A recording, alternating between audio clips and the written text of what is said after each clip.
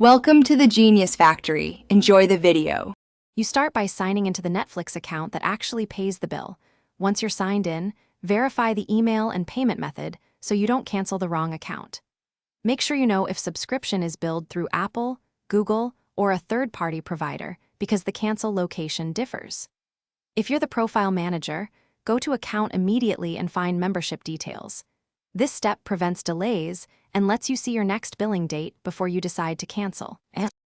Once you reach Account Membership and Billing, click Cancel Membership and follow the confirmation prompts. This stops future charges but keeps access until period end. If your subscription is managed by Apple, Google, or a cable company, cancel inside their subscriptions panel instead. Netflix can't cancel those for you.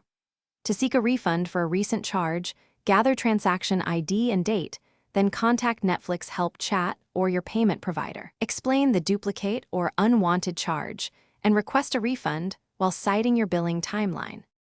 After canceling, check your email and the account page to confirm membership status shows canceled. If you see active billing, double-check which account or provider billed you. If a refund is denied, escalate to the payment provider or file a bank dispute within the institution's timeframe. Make sure you have transaction ID and dates. If things go wrong, use screenshots and chat transcripts as evidence and reach out again to Netflix Help, then to your card issuer, if necessary, to recover the charge.